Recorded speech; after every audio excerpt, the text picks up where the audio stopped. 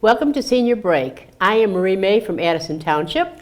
And I'm Dawn Medici with Oxford Township Parks and Recreation. And our special guest today is Josephine Roach. Welcome. Thank you. Thank you so much for having me. Yeah, so Josephine is a breast cancer survivor. Welcome. And we'd love to hear a little bit about yourself and your story. So why don't you tell us about yourself and from where you started to where you're at today. Great. Well, thank you again for having me.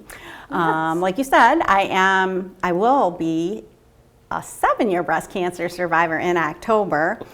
I am a breast cancer advocate, a speaker, and an author. A little bit of backstory on me, back in, about 10 years ago. I wanted to do some breast cancer awareness, some volunteer work in a healthcare sector because I was a physician assistant, and a good friend of mine told me about Susan G. Komen Foundation. So I began volunteering there. At that time, I had no particular connection to breast cancer, but that soon changed. That good friend of mine who told me about Komen herself got breast cancer. And so my volunteer work became more personal. And then a year after she was diagnosed and 4 years into my volunteer experience, I was diagnosed with breast cancer. So it became real clear to me why I was brought to the Komen Foundation. Right. And we organized the Race for the Cure every year. And so, like I said, it became very personal. My breast cancer, was found on my right breast, and it was a regular mammogram that found it. Wow. And I was fortunate, it was on my yearly mammogram. Yeah. So it just sort of then fast forward into, going through all my treatment and really just getting a lot of support, not only from the people I knew who had breast cancer, but my family and my friends, right. And some were people I didn't even know. And then that sort of catapulted me more into breast cancer awareness and talking about breast cancer and understanding that a lot of people don't talk about breast cancer, even though it's out there. Right. Everyone knows October. That support is so important. Yes. The support of your friends and family. Right. And that did make a huge, huge difference. And I say I didn't know what I meant to people until I had breast cancer. And it really, just the goodness that I saw in people and just reaching out was amazing. And that support just makes such a difference, like you said. Yeah. And so I'm grateful to be here. I'm grateful to be talking about breast cancer. And, I'm just happy that it's really good you're sharing this because a lot of people feel alone. So when they hear something like this, they know that other people have done this and can help them. Right. It's a good thing. It is. That's a good thing. It is true. There is a lot of times, even though I was was constantly surrounded by support, that you do feel alone. And a lot of times that would be at night, when you're just sort of sitting with yourself when you're going through treatment. And I had extensive treatment. I had I had a lumpectomy. And then I had chemotherapy. I had 12 rounds of chemotherapy, and then I had radiation after that. Right. And then I was on an oral medication, tamoxifen. So it was a long journey, but I'm here. Yeah. I think it's amazing that you have such a great outlook on breast cancer and that you are so forthcoming in sharing your story and sharing what you experienced. Because there's so many people, like we said just a bit ago, that don't talk about it and or don't know anybody personally that's had it. But if there's a foundation that they know they can call, then they'll get people that can help them that know what they're talking about. Right. Not just. And you, from all of this, you started a Facebook page, right? For a support group. Yes, I did. What's that called? It's called. It's called Where Hope, HOPE, all capitals, Where Hope Begins, and that's on Facebook.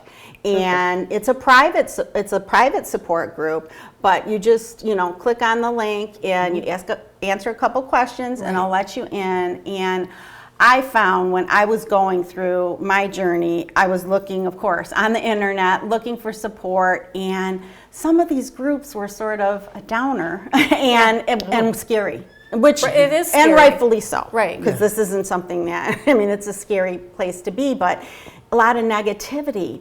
So then after I came out on the other side in survivorship, I thought, I'm going to start a support group that's a little bit more uplifting, Positive. and more positive, but giving information that is valid and important, but then also just sort of uplifting, and then a place where you can ask anything. And I have over 300 members, so somebody will know an answer. It's throughout the world. I've got people in Ireland and in Australia and the United States, and it's just great. Canada, and if I don't know the answer, somebody usually does. In the group will, yeah. So, and that's really good. That's got to warm your heart too, to know that those that are following you on that Facebook page are from all over the world, so that people you're connecting with so many people throughout the country. Yes. Yeah. That's awesome. Support's a healer. It really is. is. It really is a healer. It really is. Yeah. Yeah. So tell us a little bit about what inspired you to write your book. You have a book. It's called Josephine's Journey, a breast cancer survivor story of hope. So tell us how that all came about. And Right. So what happened was it was COVID. So now I'm done. I was diagnosed in 2017. I went through all my treatment in 2018, and I decided, now we're in COVID, right? So we're sort of in lockdown, and I joined a women's group, which is just online on Zoom. A friend of mine, Dr. Anita, she knows who she is because she's pivotal in this story. So she was chair of this women's group, and she said, Josephine, would you like to join? Which I did. And then she said, would you like to do a Zoom about breast cancer awareness, a little bit about your journey? I said, sure. And that was in January. And I went ahead, and after it, it was well received. And she came back to me and she said, Josephine, that information was so valuable. I think we need to do it once a month. okay. I said, okay. Wow. So then I started thinking, well, how is this going to go, right? Am I going to talk for, every month about breast cancer and make it, more interesting and right. heartfelt? Exactly. And, So then during my breast cancer journey, I had journaled. So I journaled all throughout my life, but especially, I thought this needed to be documented. So I wrote journal entries as I was going through my breast cancer journey. So I incorporated it into these Zoom series where I would read an excerpt and then talk about what I went through and a little bit about it and some awareness on it. So that was all done. And so by the end, people started saying, well, you should write a book because you have the journal entries. Right. And again, with the help of these lovely women in this women's group, Right. I thought, they're right. And so that was that's the inspiration Okay. of what made me realize that, this needs to be talked about, just like we just said, not enough people talk about it. And maybe my story, somebody might be listening, and I can help them go get that mammogram that they've been putting off, or do a breast exam, Right. or go get to the doctor. So that's the story of how the book came to be, and I published it in August of 22, and Okay. it's been well received. So I'm happy. Well, we want to hear a lot more about this, Yeah. but we have to take a break. All right. So we'll be right back.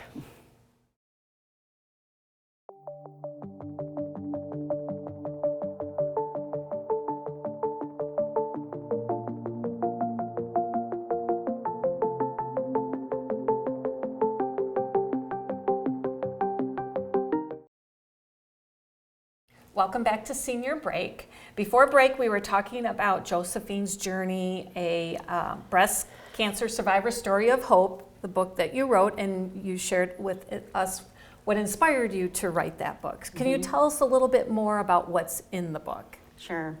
The book basically chronicles a year of my life through breast cancer. From the initial me, being diagnosed with my mammogram to the biopsy, and I organized it in chapters. So even if you don't maybe necessarily want to read the whole book, although it's 111 pages, so most people, they say they sit down, it's one sit down and they read through it. But I organized the chapters, radiation, chemotherapy, hair loss. So if you're going through something, so it doesn't necessarily have to be breast cancer, it can be any type of cancer, you can open it and go, oh wow, okay, this is, and read what you need.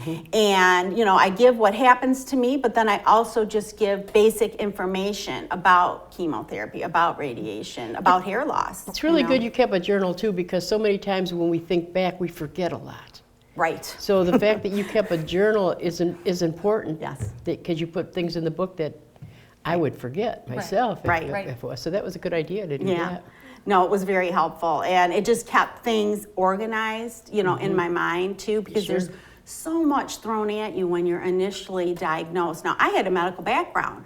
As a PA, I worked in internal medicine, and so I knew a lot, but I didn't know a lot. Right. I didn't know about cancer. I mean, did I see people that had breast cancer? Did I order mammograms? Did I do breast exams? I did all of this, but until I was on the other side, I really, really didn't understand what it was like to be a patient, to go through these therapies, and to be afraid.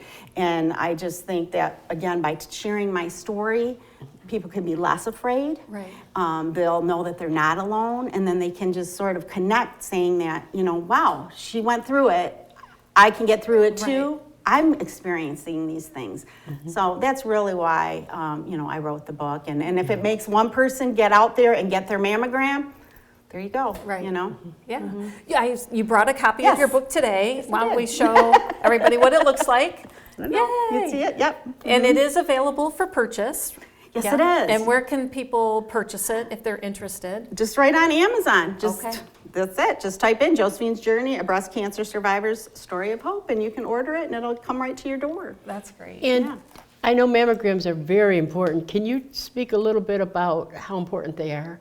Yes. I've gotten one all my life, so I just know that I'm supposed to, but nobody really says how important they are to catch it, if anything. Sure. Well, early detection is key. So if you can get that mammogram, and my story is, in 2016, I had my mammogram, fine. Then within a year's time, I don't know when within that year, I go to get my yearly mammogram, and they see something. And did you feel anything before that, or it was I the did mammogram? not. It was the mammogram that picked it up, and it was 1.7 centimeters in size. And again, when you hear those words, you have breast cancer. I rushed home because I thought, did I miss something? Did I not feel it? Oh my God. I really couldn't feel it at 1.7 centimeters.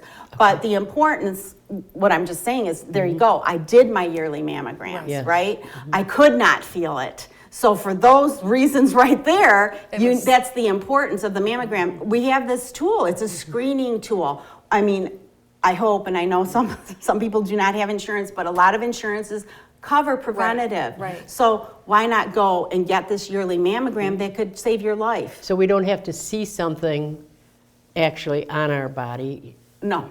The machine will pick up the cancer. Right. And what I want to stress here, because I want to educate, is that a lot of women have dense breasts. And now it should be saying now on your mammogram, like on your report, if you do have dense breasts.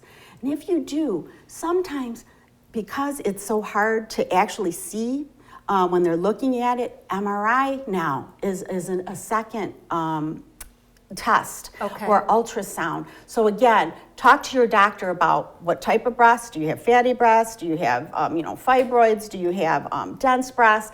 And then ask, well, okay, what would be then the best form of treatment? Form of testing. Form of testing. Right. For me, because sometimes these cancers are missed, but with this MRI, for dense breasts, it's showing that they're catching them. So I want to stress that too. And they don't. What are the steps? You go get your mammogram, and then your doctor gets the report, and then they call you. I know usually I get a letter. And sometimes I get Okay. a letter, Yeah, or you yeah. get a letter, I get a Okay. letter. Right. Yeah. So, Yeah, so that's exactly right. You know, you go and get, first you have that all-important prescription, because you need the prescription, because if you don't have the prescription, they're going to say, sorry, because that happened that day for me, that I had to run back home and get my prescription as I was driving to get my mammogram. And they take the views. If sometimes they'll say, wait a minute, let's do an ultrasound, and in my case, that's what they had to do. right. And then once they, your doctor, the radiologist reads it, that's the type of doctor that looks at the mammogram. And then he'll, dictate a report and send a report to whoever, wrote the order for your mammogram. And then they'll call you typically if there's something wrong. If there isn't, you usually, like you said, you get that letter saying everything's good. Again, come next year. Sure.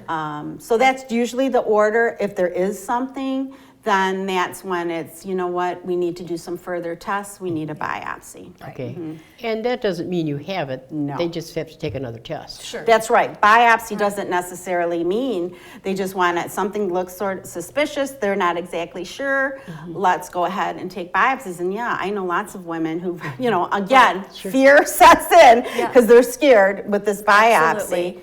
But many are fine. It was, something else. It was not cancer. And so that's good too. So again, go through all the steps, but understand, just like you said, just because you're getting a biopsy doesn't mean Don't you be have afraid cancer. not to go. Right. Make sure you go. So Josephine, do you know, we talked about getting your script from a doctor to have the mammogram, and that it's most insurances cover it. What if I don't have insurance? Where can that individual go to get that help, to get that script, to have that mammogram, and to get it paid for?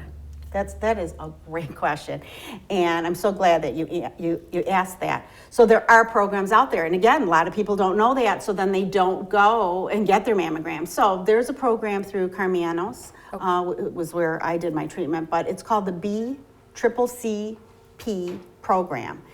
And you can just Google that, BCCP, Carmianos, and for those who cannot afford mammogram, GYN exam, they will help you, and then you can get that all-important mammogram. And then there's organizations out there, other nonprofits. Again, there's for MRIs, like I mentioned. You just have to do a little digging, and in the back of my book, I have all the different organizations and all the contacts that you can reach out to, and I break them Worth down. buying the book for right there. Right, it is. It is, yeah. Because you share that with your sisters and your mother and your girlfriends, and Right. the where to go, Sure. and you can help ease that fear when they first think that they might have something. Right. And That's big. And I'd like to also say that men get breast cancer too. So I want to stress the importance of that too. And it's very similar. They feel a mass. They have to have that mammogram. Right. I believe it was in Michigan. In the United States, 2,400 men were diagnosed with breast cancer last year. So it's out there, and so men have to be vigilant as well. Okay. All right, well, we have to take a break, so we'll be right back.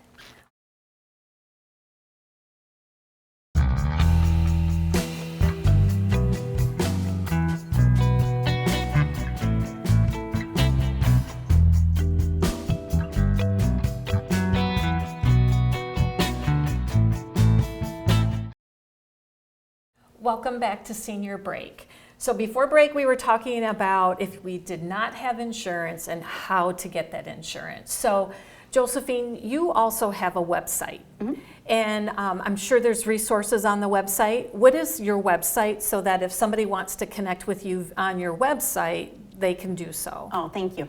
Yeah, my website is www.josephineroach, JOSEPHINE, Roach, ROACH.com. All right, well, great. And I had looked at your site, and I do see you have all kinds of events coming up. Breast Cancer Awareness Month is in October, and looks like you're going to be quite busy. So you're going to be out at the Oxford Senior Center on October the 24th, and you're going to share your story and just create awareness within our community. So that'll be great. I'm excited to have you come out. So am I. So if anyone is interested in coming out, please contact the Oxford Township Parks and Recreation to get pre-registered. We just want to get a count. Josephine will be there talking about her journey and her story, awareness, as well as she'll have her book available for you to purchase.